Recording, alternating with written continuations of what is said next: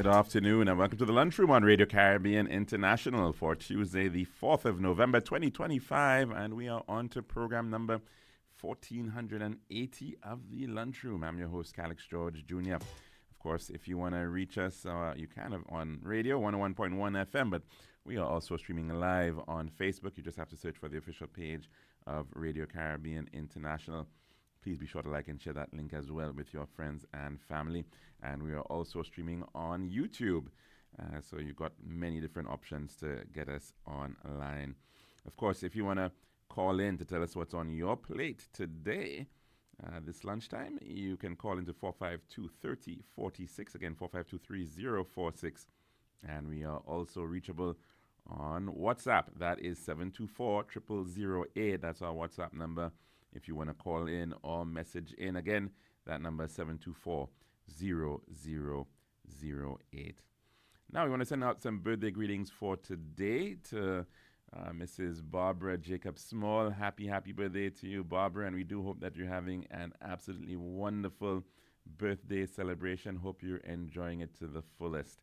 And also to Mr. Ian Alsey, happy birthday to you, good sir, and we do hope that you're having a fantastic birthday celebration. Make it a great one. Now, look back in time. We go back to the 80 Years' War in 1576 in Flanders. The Spanish defeat the Walloons and capture the city of Antwerp. In the 1841 on this day, the first wagon train arrived in California after a 5.5-month, 1,730-mile journey over the Sierra Nevada from the state of Missouri. 1845 on this date, the first nationally observed Uniform Election Day in the United States was held, the first Tuesday after the first Monday in November. 1862 on this day, an American inventor by the name of Richard Jordan Gatling patented the hand-cranked Gatling machine gun in Indianapolis. 1879, more inventions there. African-American inventor Thomas Elkins patented the refrigerating apparatus. 1922 on this day, Howard Carter, an archaeologist, discovered the intact tomb of the, of course, very famous now, Pharaoh Tutankhamun in Egypt. And of course, many would have quite recently seen images of the opening of the Grand Egyptian Museum and, of course, the thousands of artifacts found in that tomb of Pharaoh Tutankhamun on display now in the GEM, as it's the acronym is, on display there in Egypt, near Cairo. In 2008, Barack Obama became the first African-American to be elected president of the United States. It happened on this day back in 2008, defeating Republican candidate, now deceased Mr. John McCain. We now move on to our dish of the day. Every bed in our hospitals tells a story of someone's mother, someone's brother, someone's friend. And when that story of care is complete, it's time for the next chapter, home.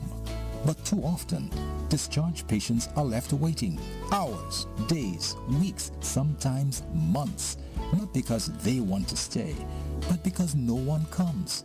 We understand life gets busy, but every extra day they wait means another patient, perhaps in pain, perhaps in crisis, can't get the bed they desperately need. So when the call comes that your loved one is ready, please be ready too. Pick them up, bring them back to the comfort of family, where healing truly continues. Because caring doesn't end at discharge, it continues with you. A message from the Ministry of Health, Wellness and Elderly Affairs. Serving now, the Daily Dish.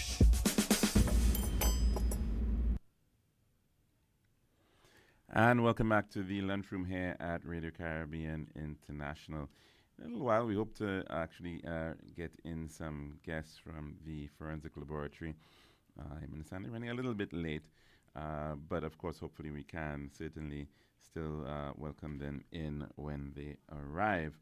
Now, the matter of drugs and illegal narcotics has been a major issue of concern impacting us right here in the Caribbean for some time.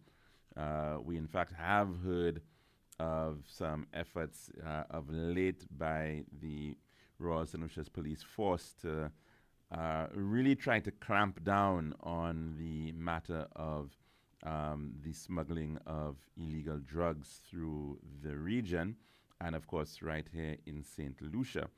And in fact, the line coming from the island's Commissioner of Police is that they are also trying to follow the money and deal with that aspect of dealing with the issue of drugs, because with drugs, it comes a lot of cash, and many of these transactions are cash transactions, and as a result of that, of course, you would have perhaps heard of the stories of drug lords in Latin America who effectively had to hide cash in the walls of the houses that they were living in, and so much cash that they have. They just simply could not,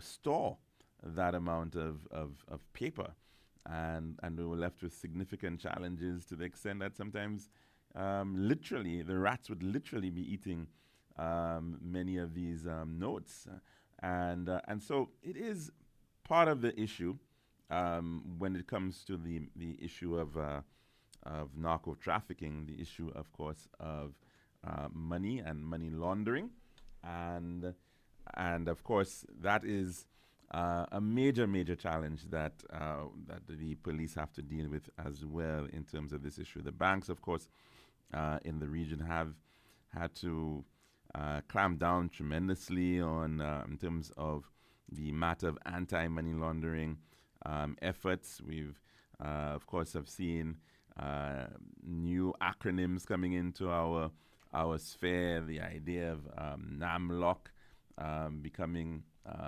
also a major action in terms of having an anti-money laundering unit to tackle this issue, because, of course, it is a pretty widespread issue indeed.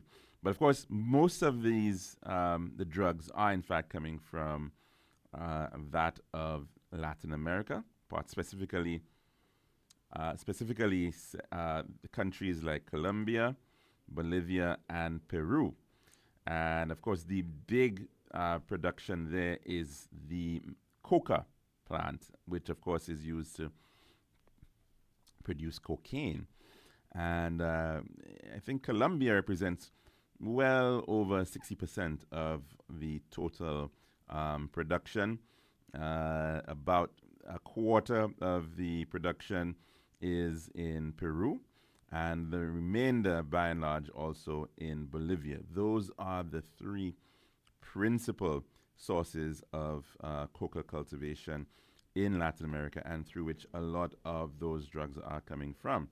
Now, of course, we did hear the matter of the movement or transshipment of these goods being used as a means of targeting Venezuela of late, of course, and we've heard the pronouncements of President Donald Trump of the United States on this matter.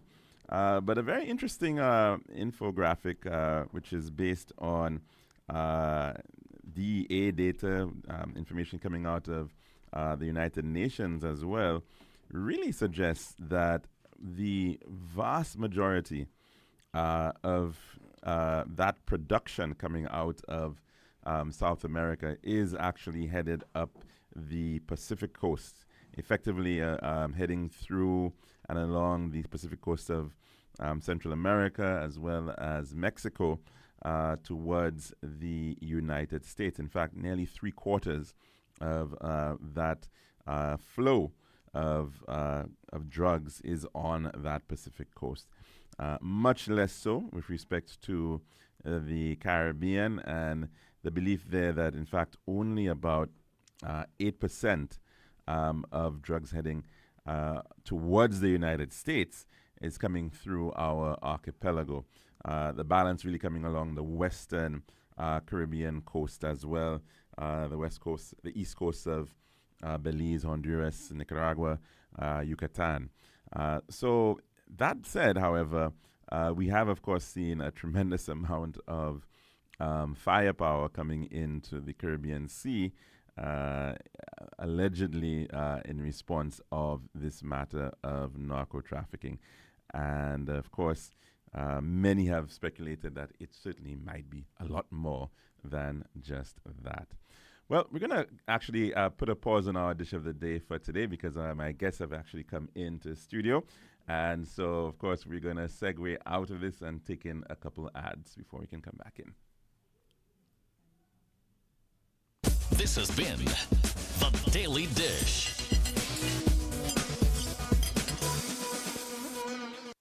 Every bed in our hospitals tells a story of someone's mother, someone's brother, someone's friend. And when that story of care is complete, it's time for the next chapter, home. But too often, discharged patients are left waiting hours, days, weeks, sometimes months, not because they want to stay, but because no one comes. We understand life gets busy, but every extra day they wait means another patient, perhaps in pain, perhaps in crisis, can't get the bed they desperately need. So when the call comes that your loved one is ready, please be ready too. Pick them up, bring them back to the comfort of family, where healing truly continues. Because caring doesn't end at discharge, it continues with you. A message from the Ministry of Health, Wellness and Elderly Affairs.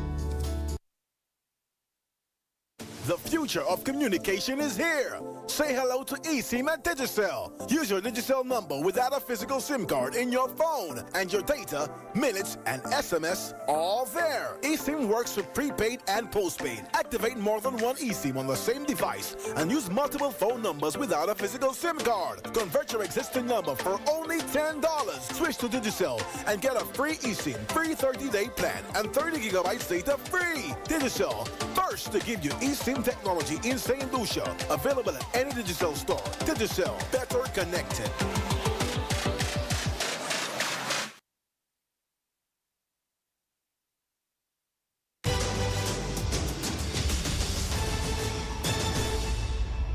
And welcome back to the lunchroom here at Radio Caribbean International. And of course, we're going to change gears a little bit. And although we were just speaking on the matter of narcotics and narcotics flows, and this sort of ties into some degree with the interest of these three good individuals who are, in fact, with me right here today. And they, in fact, are going to be speaking about the 9th annual Caribbean Medical Legal and Forensic Symposium, and that is in fact happening right here at the Harbor Club in St. Lucia this week. And it's being put on by the Caribbean Medical Legal Society. Actually, I did not know that one existed, but of course, you can also definitely learn about what they do. And the St. Lucia Forensic Science Laboratory right here is a proud partner in putting on this event. The theme, Miscarriages of Justice in the Caribbean, a real or imagined risk. Very, very interesting topic indeed. And I'm so very pleased that to joining me right here in studio, I have with me Mr. Alfredo Walker. He is the CEO, the head, the chair of the Executive Director. Dr. Alfredo Walker, the Executive Director of the Caribbean Medical Legal Society, and he's based out of Ottawa, Canada. And also coming from the St. Lucia Forensic Laboratory right here in St. Lucia, the head of that institution, Ms. Fernanda Henry. And she is ably supported with Miss, well, actually, you're married now, Alika, so I don't even know what your Mrs. Alexander Philip Nee Compton. joining us, of course, right here to tell us all about this upcoming event happening here in St. Lucia. Welcome to the program. Thank you. Thank you for having us. Perhaps we should talk to Dr. Walker first and throw him into the deep end as a visiting guest here. The Caribbean Medical Legal Society, multidisciplinary to some degree, one could say. Tell us a little bit about the work that you do. Good afternoon. Thanks for having us here. So the Caribbean Medical Legal Society is a multidisciplinary organization which was a movement that was started back in 2016 in the St. Vincent and the Grenadines as annual forensic symposium of the St. Vincent and the Grenadines Medical and Bar Associations. This was an initiative that was actually spearheaded by Justice Katian Waterman Lachu, who is a senior judge in the High Court of the Judiciary of Trinidad and Tobago, who was at that time in the Eastern Caribbean Supreme Court Circuit based in St. Lucia. So this initiative basically involves all practitioners in forensic science, as well as the medical legal / criminal arena. So medical doctors who examine victims of physical or sexual abuse, pathologists who perform post-mortem examinations in medical legal cases, so homicides or criminally suspicious deaths, odontologists who are involved in identifying persons by comparing dental information, antemortem dental records with post-mortem dental data, and all other lawyers who either act as prosecutors, who work in the criminal defense arena, as well as civil litigators, judges, police officers, crime scene examiners. So anybody whose daily job involves anything that's related to forensics or medical legal investigations.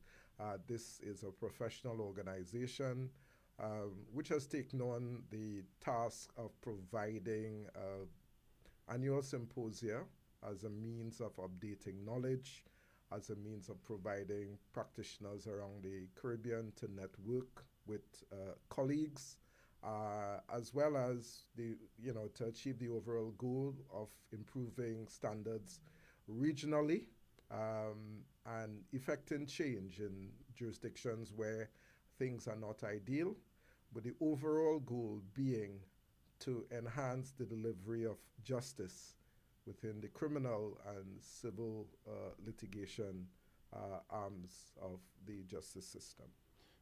Fantastic indeed, and I suppose you might want to characterize it as saying that this is the science behind justice, effectively. Yes. Particularly criminal justice, which I suppose is where a lot of your emphasis will end up being. And interesting enough, as you were just mentioning, the Eastern Caribbean Supreme Court, they in fact I think are having their formal opening ceremony for their headquarters tomorrow, right here in St. Lucia. So very timely, I suppose, that this event is happening, albeit, of course, in a different trend. But you've got a program, a pretty packed program of days up ahead. Tell us a little bit about what is going to be discussed within that conference. So every year we choose a particular theme around which presentations, workshops, etc. are centered. This year, because of its relevance to the delivery of justice in the Caribbean, the theme was chosen, Miscarriages of Justice in the Caribbean, a Real or Imagined Risk. Forensic science, forensic medicine, forensic pathology, they are evidence-based disciplines on which expert testimony, expert opinions have to be offered. And as such, the opinions which are offered must be evidence-based.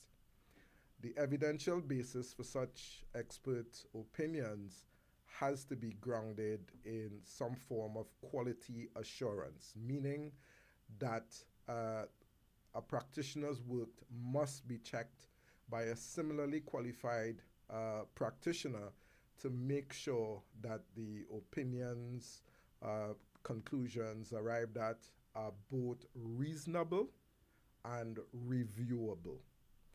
Without quality assurance, there's always a risk that errors can enter the criminal justice system. And once errors enter the criminal justice system, be it the wrong matching of a fingerprint, a DNA profile, or wrong determination of a cause of death, then a miscarriage of justice can occur. And one miscarriage of justice is one too many. So the aim of quality assurance is effectively to prevent the innocent from being wrongly incarcerated and to prevent a guilty person from walking free. And, in the Caribbean, we still have some ways to go in terms of buffering quality assurance in all aspects of forensic science, forensic medicine, forensic pathology. So this year's theme was chosen to shine a light on what exists, where we need to be, the gap that needs to be breached, and how we can get there. Very, very interesting indeed. And I'm just very quickly glancing through the program, and it's also interesting that you have a section on the matter of psychiatry. And quite often you do hear these suggestions that, this person may have feigned insanity. Was he really properly diagnosed? There are many other issues perhaps surrounding that frame of mind when certain things in fact happen. And it's interesting that this also falls within the ambit of the work that you are also doing. So it's not just maybe what we call the hard science, but also a lot more to be taken into consideration within that context. Yeah. Now, of course, Ms. Henry, you are the head of St. Lucia's Forensic Laboratory, and we've been hearing quite a bit about the Forensic Laboratory of late, especially in terms of the desire to become a center of excellence within the Caribbean. This, of course, is right up your alley in terms of the need, as Dr. Walker was talking about, for validation, for quality assurance. Yeah. How has that journey been for you in terms of this issue of quality assurance? Well, our journey of quality assurance, I think, is well documented. And I hope that St. Lucians are well aware of what that journey has been, because it, by and large, it's a testament to not only the hard work of the staff at the laboratory, but also the commitment of our other stakeholders, especially our parent ministry, the Ministry of Justice, in supporting us towards becoming a center of excellence.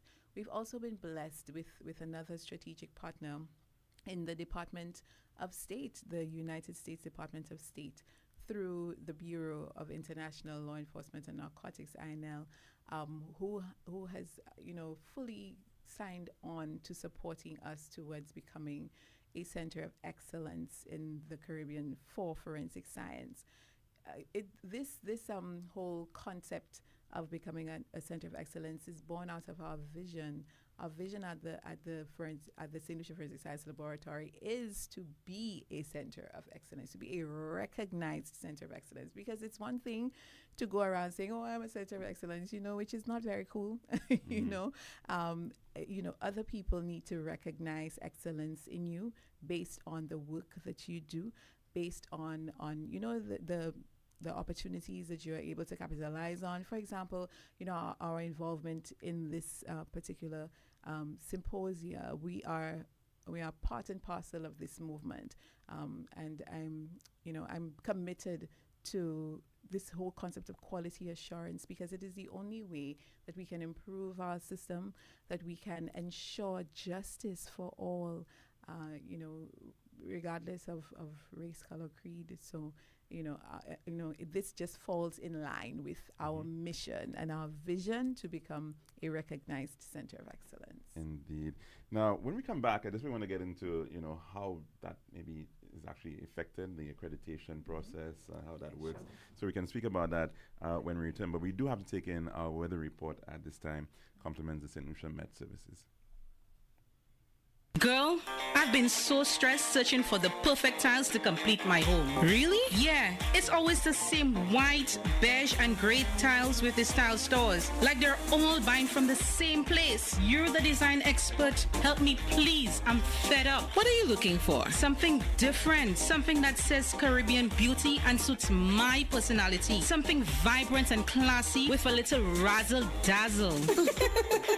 Okay, Ms. Razzle Dazzle, I know just the place. Island Style Tile and Bath, they're my #1 store for everything tile. And with their new In Living Color collection, you'll find the most gorgeous styles to give you that splash of Caribbean flair you're looking for. That sounds perfect. I'll even take you myself and throw in a free design consultation. I'll never say no to that, sis. I can't afford you anyway. Visit our Island Style showrooms in Castries, Rodney Bay, and View Fort, or call 450-452 or 453 Tile. We'll help bring your vision to life in living color.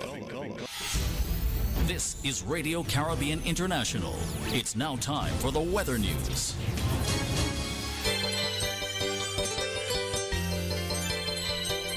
And of course, it is that time for our weather report brought to you by Island Style.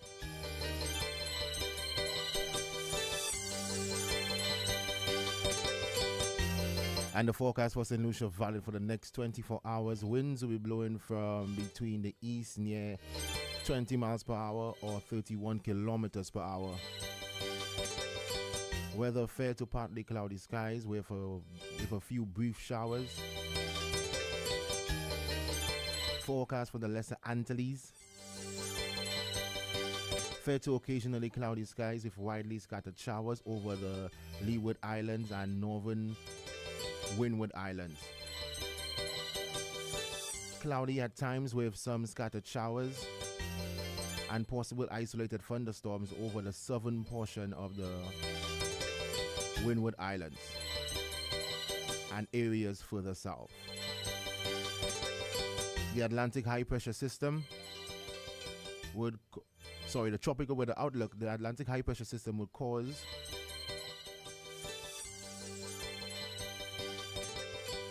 is expected to cause buildup over the northern part of the region during the forecast period. Meanwhile, a mid to upper level trough system will continue to cause some instability over the southern portion of the region today. Tropical cyclone formation is not expected over the tropical Atlantic during the next 7 days. And that is your weather report brought to you by Island Style.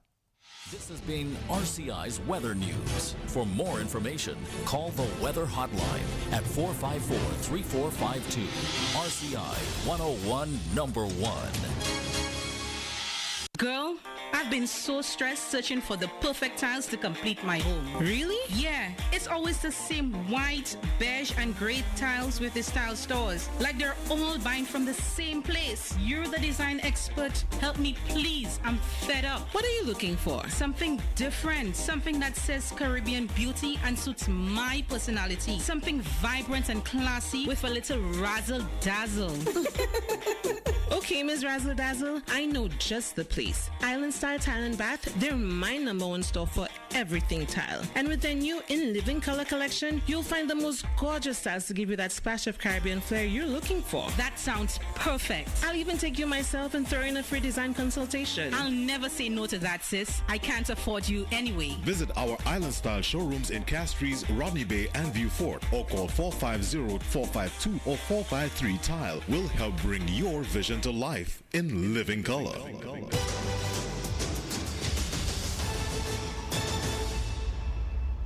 Welcome back to the Lunchroom here at Radio Caribbean International, and we are, of course, speaking on the 9th annual Caribbean Medical, Legal and Forensic Symposium. It's happening from this Thursday right here in St. Lucia, and it is at the Harbor Club, St. Lucia. It's being put on by the Caribbean Medical Legal Society, as well as St. Lucia's Forensic Science Laboratory.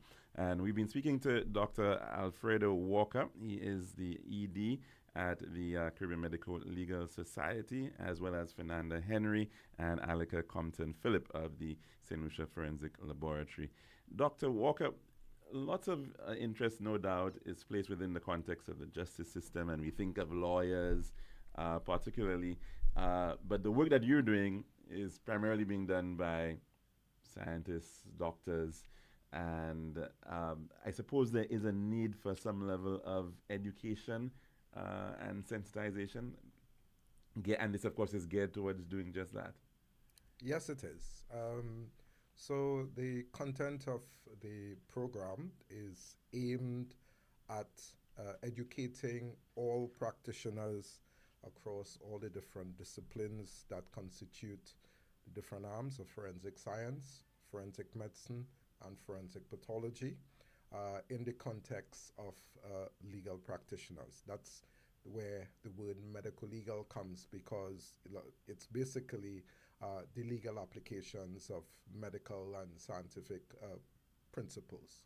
So yes, that's what we are about. So if you may be the police officer who is on the beat, you may be the first responder to the scene of fatality that's criminally suspicious, you need to be aware of what steps need to be taken in terms of preserving evidence at this crime scene and, preventing contamination of the crime scene.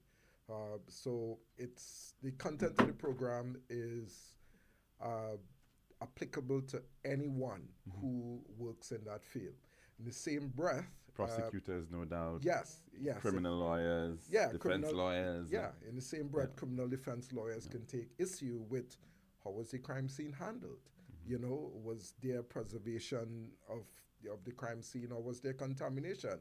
That again affects the validity of DNA profiles which are generated from So it's an all-embracive philosophy. So although we practice in individual silos per se, when it comes to the legal system, all of those silos are interconnected. And the more information one has about what the other disciplines and practitioners do, then there's a better appreciation of their role in the process. Now, of course, I mean, we have a very long criminal code that sets out, what offenses exist and whatnot, and to some degree about criminal proceedings. But the whole issue we're talking about now in terms of standards of investigation, is there any legal space within which that is actually properly captured currently, or is it somewhat left up to the, maybe international standards? How is that handled? Well, I would let Madam Director, who is more au courant with the legislation in St. Lucia, handle that one. Right. But we could also speak broadly as well across the Caribbean and what pertains around the world. In our context, we have the Evidence Act as well. Right. So in the context of how evidence is received in the court, the Evidence Act covers that. With respect to legislation that addresses what standards we need to subscribe to, there is no legislation that dictates what standards we should meet. Nonetheless, there are standards for everything. There are standards for crime scene processing. There are standards for DNA analysis, standards for drug chemistry, etc. And so at the laboratory, we are accredited to a standard that is the ISO 17025 standard, the 2017 version of that standard. It is a standard for testing laboratories. And then we are also accredited to a standard called the G19 standard. And that standard is issued by ILAC, where it is specifically a forensic testing standard. So we want to break down what ILAC is for. That's a great question, which I do not remember what the acronym stands for at the moment, but we will Google that quickly because Google is great. But ILAC, the G19 standard specifically addresses testing in a forensic context. So by being accredited to that standard, we're not only testing broadly, but we're testing specifically in a forensic in a forensic context, we're doing forensic testing, and forensics is this application of science to law. So we are saying that we are accredited to apply our scientific principles in a legal context. Yes. And so, well, I think you were asking what that accreditation journey looks like. Well, basically, it is that we have to write down, put a little Bible together, basically, of what procedures we are going to use for our testing. And then we have to demonstrate via documents, written evidence that we are following those procedures as we say we will. Yes, and anytime we don't follow them, that we've also documented why we didn't follow it. And there are reasons why you don't follow your procedure, but those reasons must be justified. And also the risk associated with making the adjustment or not following the procedure in a specific way must also be assessed to ensure that we are not adversely affecting the outcome of the results as a result of bias or any sort of personal endeavor. So once we have done that and we have developed a record, we have enough documents to show we're following our procedures, then we invite auditors to come in, and our auditors are from Maryland in the USA. They come from A2LA, the American Association of Laboratory Accreditation is the name of the company, and they come and they stay with us for about 2 or 3 days. And they observe us carrying out tests in our space. They look at our procedures. And they're documenting to say, okay, she's supposed to do ABC now. Is she doing ABC? And they go through all of our records to make sure that we have consistently followed our procedures as we say we have. And if our records indicates the same, then we get a passing grade, and we pass our audit. Which we look forward to, with great anticipation. And that audit occurs yearly. I was about to ask you, yes, is it like every a business? year, yes, every year. And before the external auditors come, we do an internal audit. So we assess ourselves, right? And we have the opportunity to remedy things before they come. And the remedying doesn't mean covering up. Remedying means documenting that something happened here and why it happened, so that when they come, they will be able to see, oh, we had an issue. Let's see how they were able to resolve it.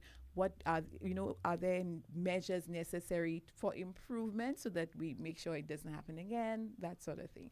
So audit time is fun. Fun, you say. Well, but it's necessary, and right. And again, it is all towards quality assurance, ensuring that we are doing the right thing, because people's lives depend on it. And of course, it's really important for the public to know that just like any business, yes. You've got to go through some level of accounting Absolutely. auditing. You've yes. got to do the same sort of practice to maintain our integrity. In terms of maintaining your integrity, and yes. that's done through external auditors who come in. That's correct. You select your, do they, no, we do not auditors, select them. Okay. Yes. The company selects them based on the different disciplines that we have at our laboratory, and we've only had one auditor return. So far we've had different ones, and this will be our 4th audit. Yes. So just to clarify, ILAC, it stands for International Laboratory Accreditation Cooperation. It's a global organization. Very, very good indeed. That issues standards. Of course, indeed. And Alika, you're a practicing forensic scientist right here at the St. Lucia Forensic Science Laboratory. In the area of biology, and something that lots of people hear about a lot, DNA. And body fluid identifications. Let's not forget that. Yes. But the DNA aspect, though, this is obviously has certainly transformed, a lot of investigations as to, how far have we gotten, in terms of our own capabilities right here in St. Lucia? Okay, well, in St. Lucia, we have a small footprint, DNA footprint, a small lab, which was established at the when the forensic lab was actually opened. I think Miss Henry was one of the first DNA analysts to be trained. So currently, there are 3 of us although they're now in management, but they still, from time to time, do work cases. So we have an established unit, it's actually accredited. Our DNA unit is actually accredited as well to the ISO standards, as Miss Henry mentioned. And we have been working on cases. I think probably the public is not aware of how much we've done, because I guess it doesn't get out there, whereas we become sensationalized by the crimes that take place. We do work on the evidence, it goes to the courts, but then it doesn't, the outcome, it doesn't get put out there. But we have been working on cases, the homicide, sexual assault cases, also body identifications. We're actually at the point now where we're trying to do our own in terms of body IDs using bone. So when you find a skeletonized body, then we're able to actually use the bones to be able to identify the individual in the case of missing persons, or if it was a criminal act like homicide, etc., and you probably had that person buried or the body disposed of. So we're actually making strides towards being able to do that in St. Lucia, because we've been having it done externally, but we're hoping that we can get that on track in St. Lucia. In terms of the legislation, and I know we spoke about the Evidence Act, etc., we actually are in the process of getting the DNA Evidence Act going. So we've, Ms. Henry can probably speak to where we are at now in terms of the draft, because we've already gone through that process of drafting and revising and meeting with stakeholders. We actually had a meeting with the rest of, other stakeholders, police, other organizations, and civil society as well, who have impacted this bill. So we're hoping that, that we can actually become enacted. But we do need to meet with the public as well to be able to have them, to sensitize them as well. And they can also have an impact and a say as to what obtains in the DNA Act as well. So the matter of databases, I want to speak to that a little bit, because of course, to some degree, the strength of how much you can solve is going to be set on how much information you have out there. And we've heard spoken about, to some degree, about fingerprint databases and that the availability of that. Is there a push towards DNA databases as well? And could that help in terms of expanding the reach of criminal investigations? I mean, you don't have to answer that. Ask anybody else. Yes, I know. Well, in my limited knowledge, we're actually building our DNA database right now. When we work cases, we actually do build our database based on the reference samples that are collected from individuals. So that is being used in order for us to do our comparisons based on the unknown DNA profiles that are generated from the evidence items. But the DNA Act is actually going to empower us in terms of continuing to build that database from volunteers samples that we receive from the public, so it's going to guide that process as well, so that we are covered, legally in terms of building the database. Fernanda, you want to jump in on this one as well? If I may add, databases are necessary. And like you say, the strength of the database depends on how much information is in it. So, having a database with 2 people in it is really not as useful. Exactly, right. Exactly. So the idea is that we need to get as much information in it as possible. And where does that information come from? Well, it comes from casework.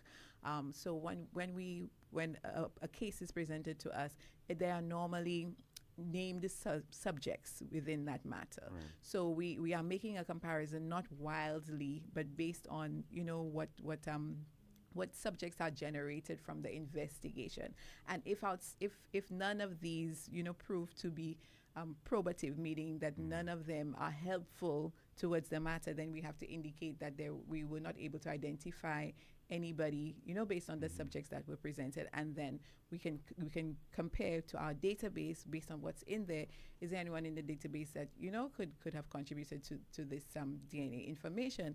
And again, if nothing comes up, then the investigation needs to continue to see, well, who else? Right? Can we look at to compare?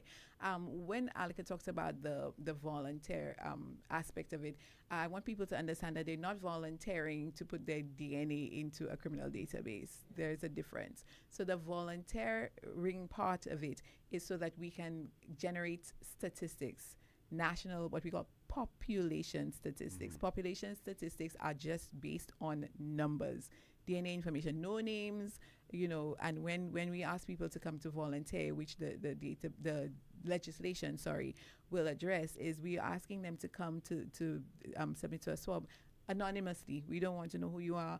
We'll give you a number one. Yes, because what we would like is to be able to understand how frequently do we see specific DNA information in our population in St. Lucia. And so that issue always comes up when the defense attorney asks, well, what population did you use to generate your statistics? Because DNA is statistics based. You can't give a match without giving a statistic that backs up, that qualifies the strength of the match, basically. But is it inevitable that at some point we may have to get to a point where we have a national DNA database? I think countries like Iceland, for example. Yeah, but legislation has to guide that. We need to establish legislation to allow us to do that. Unless people are just happy and willing to come to the lab and say, hey, swab me. Other things like passport control. You get fingerprinted. Yes, so exactly. Is that perhaps going to be? I think so. I think that is a trend. But just like passports, the legislation indicates what you can do. With respect to, right. So the legislation will say, okay, we can take people's DNA voluntarily, anonymously, so that we can build this population statistics data. Right, indeed. Dr. Walker, around the Caribbean, in terms of the capacity in terms of forensic science, where are we at? Are we in a good place, you would say? How would you characterize the use of forensics in solving cases in the Caribbean? Forensic science it's evidence-based, and basically it is supposed to replace eyewitness evidence or corroborate eyewitness evidence. Unfortunately, I don't think it's where it is supposed to be in the region as a whole, because forensic science is very costly undertaken.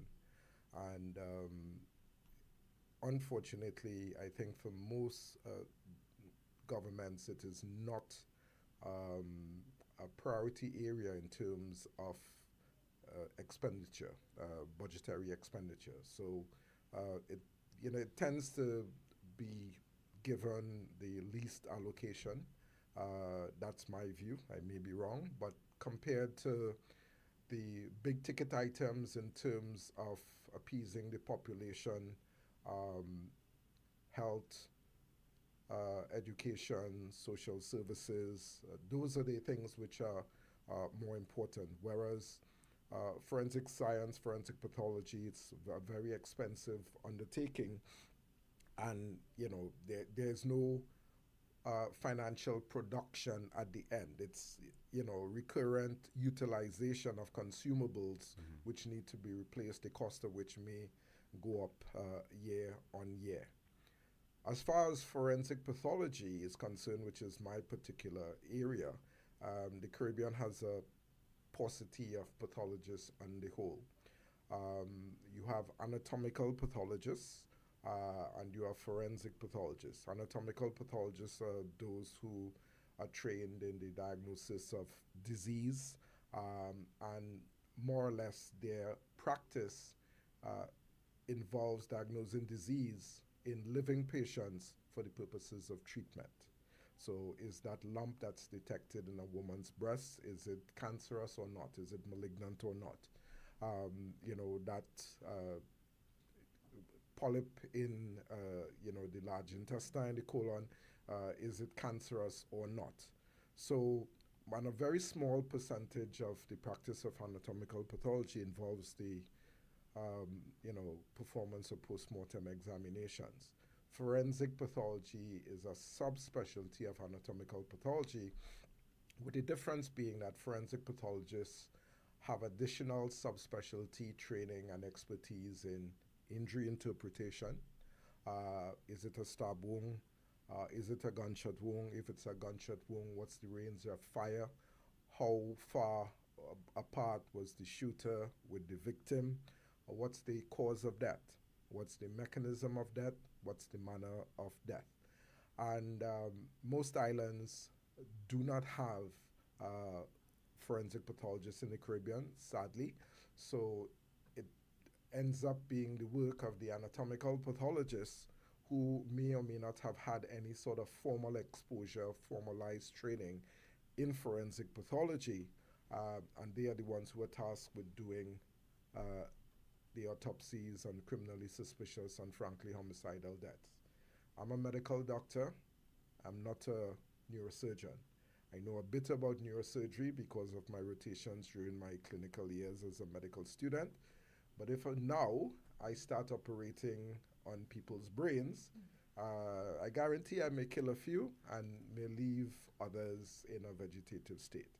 So if one is not properly trained and certified in a particular area, in the case forensic pathology, then there is the potential for miscarriages of justice to occur.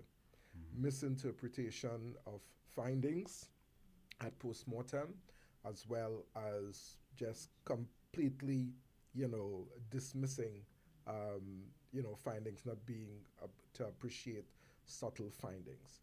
And that's the risk. And the only solution is for the governments of the Caribbean to start investing in a long-term sustainability strategy by providing opportunities in the form of scholarships for junior doctors to go away in the first instance and do their postgraduate training in anatomical pathology, as well as opportunities to undertake subspecialty training in forensic pathology. Even in the best resource jurisdictions, miscarriages of justice have occurred.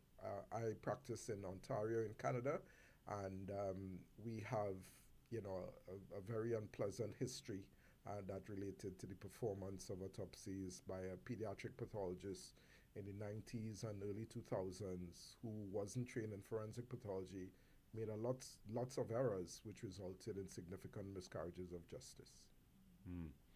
And of course, within that context, is there anything that could be done in terms of pooling of resources within the Caribbean? Because, of course, I'm hearing you, and I'm just thinking that those very, very well specialized and trained forensic pathologists are perhaps going to head out to greener pastures as well.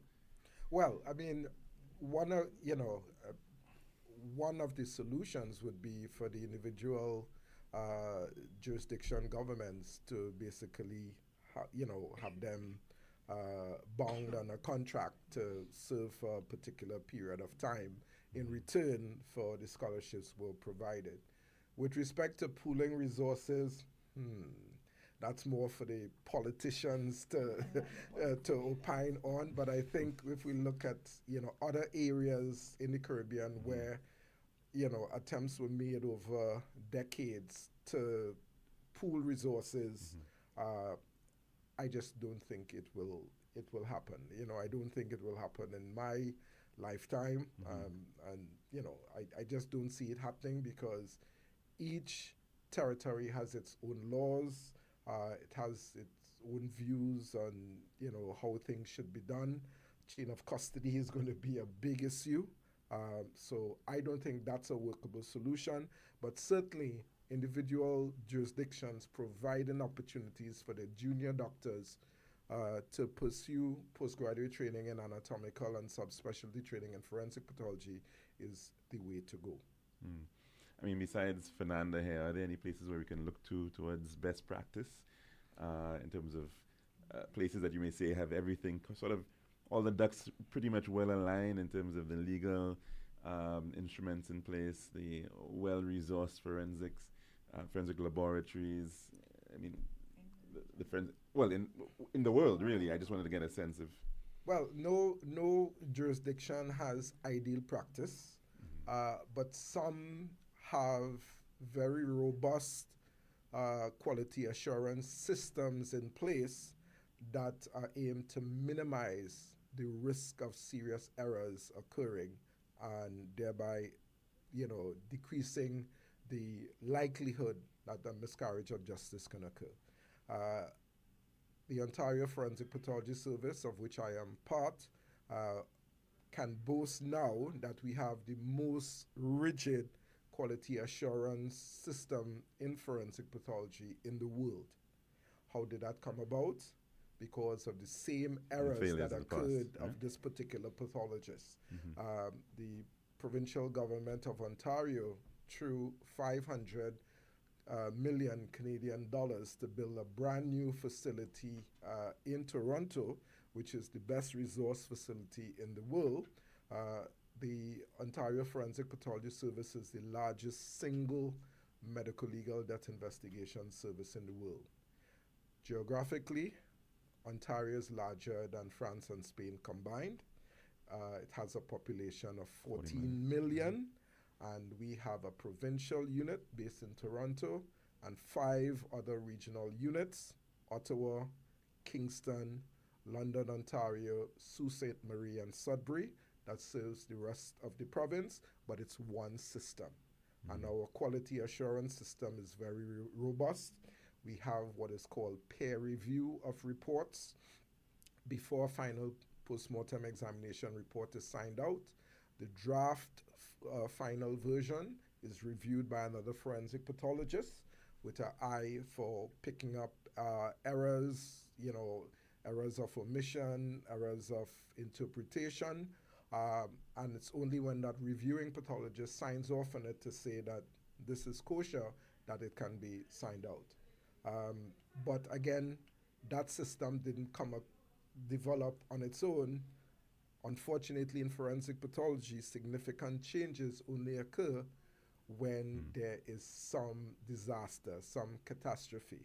And our catastrophe, it's known as the Gouge report, the pediatric inquiry into pediatric forensic pathology in Ontario, which was chaired by Justice Stephen Gouge, a High Court judge. And, the listeners online can Google it and read all about it. In one particular case, an uncle went to jail for 14 years wrongfully because of misinterpretation of post-mortem artifacts by the pathologist. He basically said that the 6-year-old niece was smothered and sodomized, and an uncle went to jail wrongfully for 14 years. So it took about 12 years for the error to be firstly identified, and then about an additional 2 years for the wheels of the criminal justice system to work to get him free. And that's the other issue. It's very easy to rectify an error if we identify an error in our report.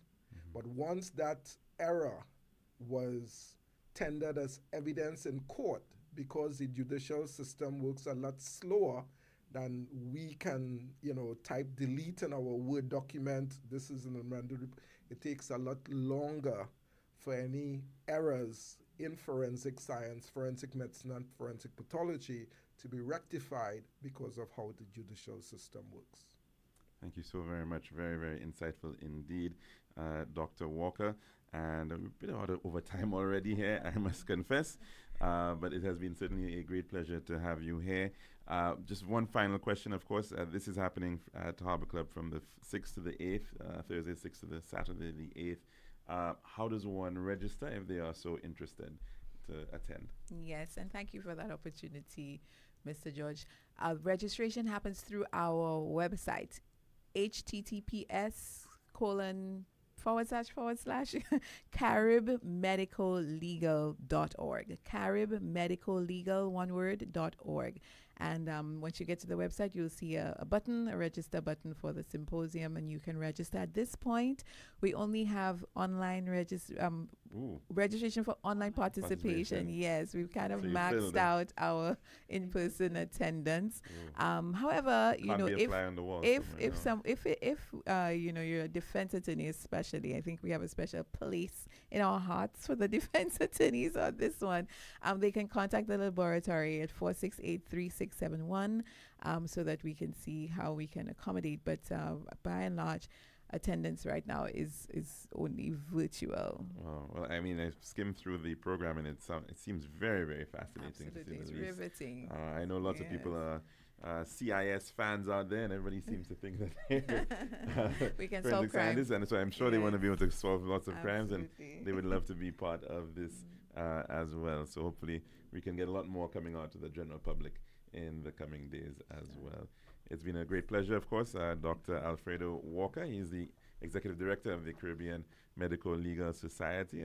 And welcome to St. Lucia, and I'm glad that you brought this conference here. And of course, Ms. Fernanda Henry, the head of the St. Lucia Forensic Laboratory, as well as Mrs.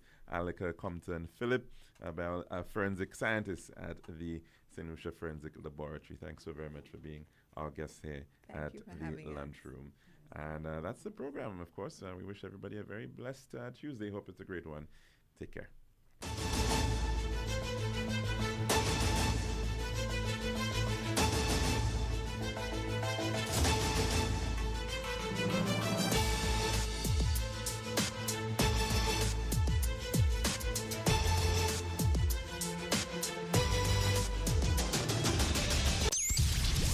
Established in 1961 and still going strong. Like, really? No. Shut up. Radio Caribbean International. We are #1. We are now in our digital half hour. The future of communication is here. Say hello to eSIM at Digicel. Use your Digicel number without a physical SIM card in your phone, and your data, minutes, and SMS all there. eSIM works with prepaid